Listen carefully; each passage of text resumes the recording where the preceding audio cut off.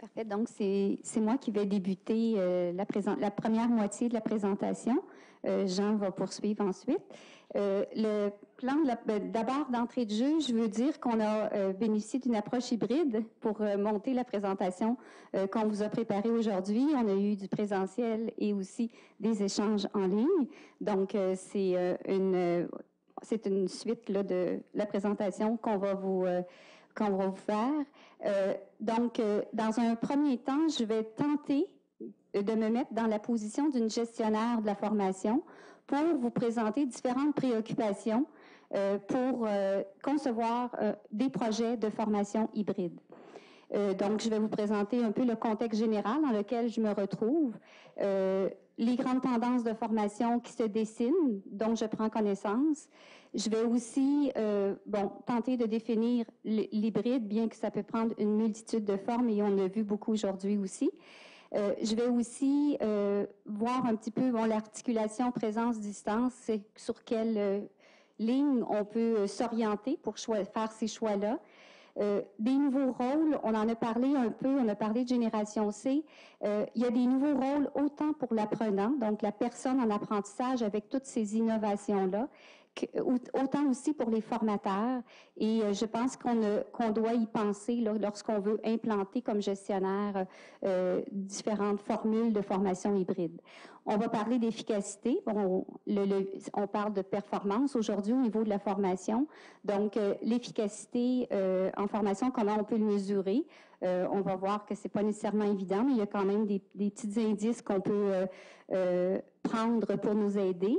Et ensuite, sur quoi on se base pour choisir notre modèle, notre mixité de présentiel, d'utilisation des technologies, de différentes formules. Donc, il y a aussi des questionnements qu'on peut avoir pour nous guider de ce côté-là. Et je vais terminer avec quelques exemples, dont un qui m'a été partagé par Martine de l'Institut et Philippe Pinel, un autre que j'ai expérimenté avec le C3S de Quatico, donc des modèles de formation hybride, et je vais terminer aussi avec quelques avantages et clés de succès. Et j'ai une demi-heure, fait que j'aimerais ça quelqu'un qui... Parce que moi, je suis une ancienne prof, donc j'aime beaucoup parler. Fait que si... Marie-Josée, tu peux me guider sur le temps, ça me ferait vraiment plaisir. C'est bon, 10 minutes, 5 minutes, c'est bon. Puis 0 minutes, OK. Puis, après ça, je laisse la parole à Jean, là, qui va nous présenter le modèle qui est en place au CHU de Québec. Donc, sans plus tarder, le contexte dans lequel je me retrouve, dans le fond, si je prends la posture du gestionnaire de formation, on a naturellement la loi 100, qui nous amène des restrictions budgétaires, qui nous pousse un peu à innover puis à repenser la formation pour faire place à ce contexte de restrictions, puis qui va aller malheureusement, semble-t-il, en augmentant, si on regarde avec le nouveau gouvernement. On a aussi le renouvellement massif de la main-d'œuvre qui amène des besoins grandissants. On a de plus en plus de personnes à former. On a aussi la rareté, la pénurie, autant au niveau des gens qu'il faut libérer, remplacer pour les former, mais aussi nos experts qui sont nos formateurs, qui sont peut-être de moins en moins disponibles aussi pour répondre à ce grand besoin de formation. Et la complexité, on tente de simplifier tout ça, mais il reste que c'est de plus en plus complexe.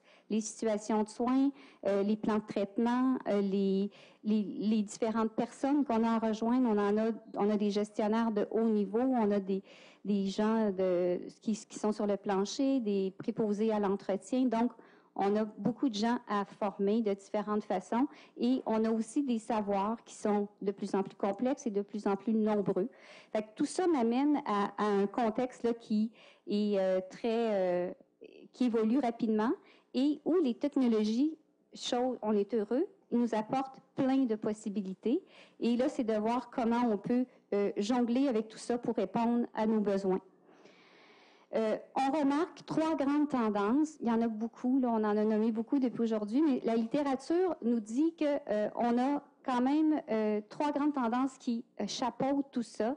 C'est l'ouverture de l'apprentissage. On a vu là qu'il y a de l'apprentissage formel, informel, communauté de pratique. Bon, on peut en nommer énormément. c'est terminé l'ère où, comme aujourd'hui, on a une personne en avant qui va dans une ère très fermée, former un groupe d'individus. Donc, on a maintenant un apprentissage très ouvert. Et une autre chose, c'est l'évolution des rôles. Je vais y revenir un petit peu plus loin, autant des formateurs que des apprenants, et l'utilisation croissante des technologies. Puis ça, je pense que c'est évident avec ce qu'on s'est dit depuis ce matin. Donc, formation hybride, ça peut prendre toutes sortes de noms. On va parler d'apprentissage mixte, de blended learning, d'apprentissage hybride, de formation mixte. Donc, aussitôt qu'on a un mélange, puis c'est pas nécessairement juste du en ligne puis du présentiel, du distance ou du présence, qu'on a différentes formules de formation qui sont mises ensemble pour atteindre nos objectifs, on va parler de formation hybride.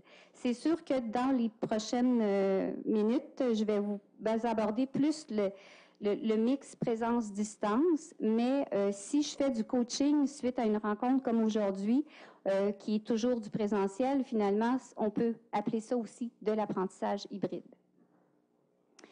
Donc, qu'est-ce qu'on peut faire de façon efficace en ligne et qu'est-ce qu'on peut faire de façon efficace en présence? On a parlé tantôt de classe inversée. On a utilisé le terme anglophone, mais la classe inversée, c'est très populaire au niveau scolaire. C'est un courant là, qui est de plus en plus présent où, au lieu de donner à l'étudiant un cours magistral et des devoirs à faire à la maison, à la suite, on fait l'inverse. On lui donne des devoirs avant. Il doit apprivoiser les notions, faire des petits exercices pour se préparer à la séance en classe où ça va être des discussions, des projets, des exercices pratiques. Donc, ça, c'est déjà une façon là, d'approcher la distance et la présence. En ligne, on vient de le voir très bien, on peut créer des contextes authentiques. C'est plus facile avec le virtuel qu'avec le présentiel. Si je veux recréer ici une salle d'urgence, ça va être un petit peu plus compliqué, tandis qu'en ligne, on peut la créer quand même assez facilement.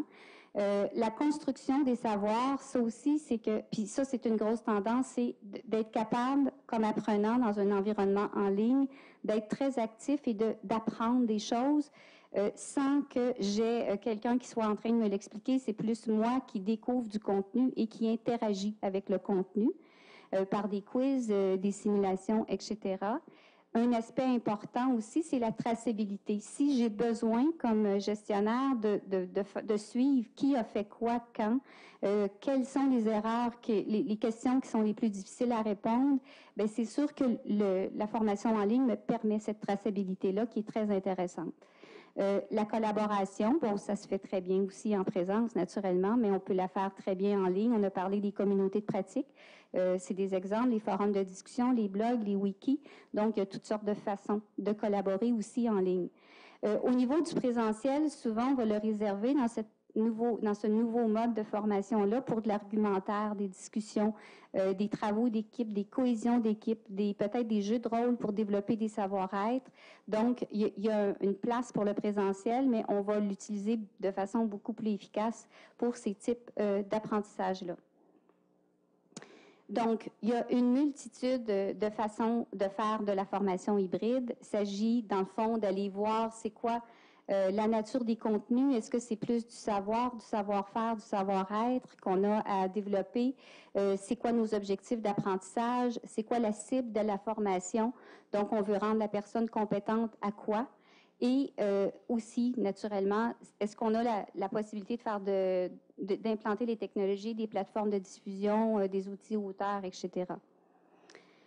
Quand je parlais d'un nouveau rôle pour l'apprenant, et ça, la génération C, comme on l'a dit tantôt, là, le C, on le dit pour communiquer, collaborer et créer. Donc, ces jeunes-là sont habitués d'être actifs, sont habitués d'aller chercher du contenu, sont habitués d'aller s'informer de toutes sortes de façons. Et c'est un peu ce qui s'en vient, la forme qui est la plus efficace quand on dit on veut retenir ce qu'on apprend. Donc, si on est actif dans son apprentissage et la formation hybride ou en ligne, avec les nouvelles modes de formation, amène l'apprenant à être beaucoup plus actif. Actuellement, malheureusement, vous êtes passif, vous m'écoutez, et c'est ce qu'on essaie de plus possible d'éviter maintenant en formation. On veut que les gens soient actifs. On a eu des exemples ce matin là, où on était impliqués, on devait réfléchir à des choses, communiquer, et je pense que c'est ce qu'on doit favoriser. Ce que la distance permet aussi dans notre monde fou où on court après notre temps, c'est d'apprendre où on veut, quand on veut. Donc, on peut apprendre le soir, on peut apprendre le dimanche matin. Et ça aussi, c'est une ouverture au lieu d'apprentissage qui est très intéressant. Les portions en présentiel, comme je le disais, là, sont souvent réservées pour confronter les idées, construire des apprentissages avec les autres. Fait qu'on remarque que dans toutes les formes, on favorise beaucoup que l'apprenant soit actif. Le formateur, ce que ça implique, c'est qu'il ne devient plus quelqu'un qui diffuse du contenu là, du haut en bas, mais quelqu'un qui va accompagner, qui va soutenir les personnes en apprentissage. Et ça demande peut-être de les former, de les aider à devenir plus des coachs, des accompagnateurs, des gens qui vont encadrer les apprentissages, qui vont évaluer, plutôt que des gens qui vont dispenser du contenu. Quand on parle d'efficacité, on pense souvent à coût. Donc, c'est certain que si on implante souvent en ligne, c'est qu'il y a un souci d'efficacité en termes, il y a des règles reconnues, là, comme quoi qu'une formation en ligne et une formation en présence sur le même sujet, on peut, si la formation en ligne est bien faite, réduire de moitié le temps de formation. Donc, ça peut être très intéressant quand on a des milliers de personnes à former sur un sujet. Et aussi, si on a à déplacer des gens, c'est sûr qu'on réduit aussi les coûts de déplacement. Un exemple, j'étais justement cette semaine à la faculté de pharmacie de l'Université Laval, où il y a une formation de 3 jours sur l'accréditation pour les préparations magistrales qui se donnent aux pharmaciens de partout au Québec. Et ils sont en train de revoir pour que la formation soit une journée et demie, la moitié de la formation en ligne et l'autre moitié en laboratoire. Donc, ils réduisent comme ça de beaucoup les coûts de déplacement des gens et aussi les coûts de formation. Donc, je pense que j'ai pas parlé de la qualité pédagogique, un peu mon dada, là. C'est sûr, puis ça, je pense qu'on l'a très bien dit à la présentation précédente. Les technologies, c'est intéressant, on parle d'efficacité, mais c'est très important que tout ça soit en appui à une approche pédagogique. Si c'est pas bien structuré, si on n'a pas bien défini nos objectifs, que nos activités sont pas en lien avec nos objectifs, c'est certain qu'on n'ira pas chercher de l'efficacité. Puis j'ai mis aussi, la passivité et l'activité, c'est sûr que la rétention est beaucoup plus forte lorsqu'on travaille avec du contenu que quand on l'écoute. Donc, c'est aussi... quand on a à choisir un modèle, je ne sais pas où est-ce que je suis rendue dans mon temps. Ah, c'est bon. OK, parfait. Donc, quel modèle choisir? Il y a 3 axes qui doivent nous préoccuper lorsqu'on choisit un modèle hybride. Bon, le premier, naturellement, la pédagogie. Donc, c'est quoi nos ressources pédagogiques? C'est quoi notre parcours? Quel type d'évaluation on veut faire avec notre formation? Et naturellement, quelles compétences? On veut une personne elle est rendue où actuellement, puis on veut l'amener où? Donc, quel parcours va me permettre de faire évoluer ma personne vers la compétence que je veux développer? Ensuite, la technologie. Quels sont les outils que j'ai à ma disposition ou qui sont accessibles pour moi pour développer des outils en ligne, par exemple, ou bien tout simplement des webinaires, ou dépendamment du format que je veux utiliser. Quelles sont les ressources humaines aussi, les TI, comme on dit. Donc, est-ce que j'ai du soutien de ce côté-là? Comment je peux travailler avec ces gens-là? Et toujours penser à l'interopérationnalité. Donc, est-ce que ce que je suis en train de développer va pouvoir fonctionner dans les différents systèmes qui sont présents dans mon organisation? Et ensuite, tout au niveau organisationnel, ça, je pense que c'est aussi une préoccupation qui est importante d'avoir, c'est la complémentarité. Est-ce que ce que je suis en train de faire existe déjà? Est-ce que c'est en cohérence avec la planification stratégique? Est-ce que je suis en train de développer quelque chose, mais dans le fond, la priorité, c'est pas vraiment ça dans mon organisation. Donc, tous ces questionnements-là pour s'assurer que tout converge, dans le fond, vers les priorités qui ont été établies. Un exemple de l'Institut Philippe Pinel. On avait à former 550 personnes en 6 semaines sur l'application d'une nouvelle procédure et l'utilisation d'une console de sécurité dans un contexte de coupure budgétaire au niveau du personnel de soir et de nuit. Donc, on avait à former des agents d'intervention, des éducateurs, du personnel infirmier. Ce qu'on a choisi comme solution, après avoir analysé les possibilités, c'est qu'on a envoyé premièrement un mémo de sensibilisation au personnel par le biais de l'implication des gestionnaires. Et une fois que les gens étaient informés de la formation qu'ils devaient suivre, il était appelé à compléter un petit questionnaire d'auto-évaluation en format papier pour évaluer où ils étaient par rapport à la compétence à développer. Ensuite, il y avait de l'auto-formation sur la base de lecture et aussi de coaching, donc avec les gens qui possédaient déjà la compétence. Et finalement, ça se terminait par un petit test en ligne formatif pour voir est-ce que j'ai atteint, dans le fond, est-ce que j'ai réalisé les apprentissages qui étaient visés. Et c'était le format là, qui a été implanté. Les résultats qui est ressorti de cette solution-là, c'est tous les gens finalement ont été formés à l'intérieur de 6 semaines. La solution est pratiquement gratuite, donc elle n'a pas demandé d'investissement externe. Et échange et apprentissage collaboratif, il y a vraiment une dynamique qui s'est créée dans les unités autour de ce projet-là.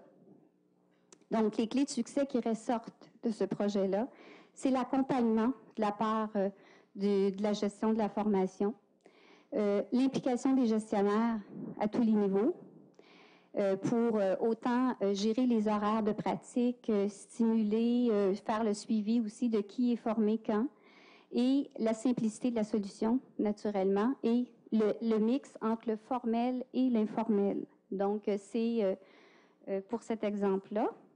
Un autre exemple, c'est au C3S de Quaticook, qui, eux, dans le cadre d'une norme d'agrément sur les plaies de pression, donc l'importance d'évaluer le risque de développer les plaies de pression à l'aide d'une échelle reconnue.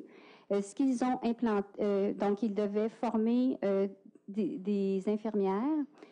Il y avait une difficulté à libérer le personnel de soir et de nuit.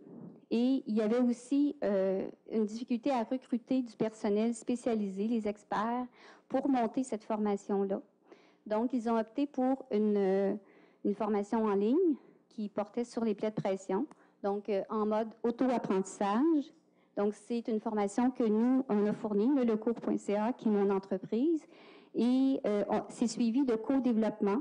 Donc, il y avait un guide d'accompagnement pour le milieu de travail qui permettait aux infirmières d'échanger sur les différents cas qu'ils retrouvent en milieu de travail pour aller plus loin par rapport à la formation qu'ils avaient suivie.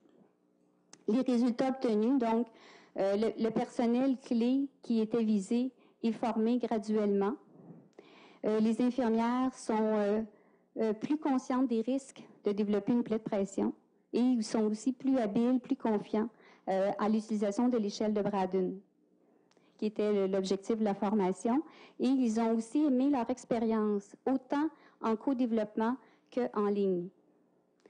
La simplicité de la solution, donc autant au niveau des inscriptions, au niveau de la gestion de la formation, de la mise en place aussi du co-développement a permis, dans le fond, d'amener un succès là, à ce projet de formation hybride. C'est la formation qui a été expérimentée. S'il y a des gens qui veulent aller la voir, c'est sur formationsanté.ca.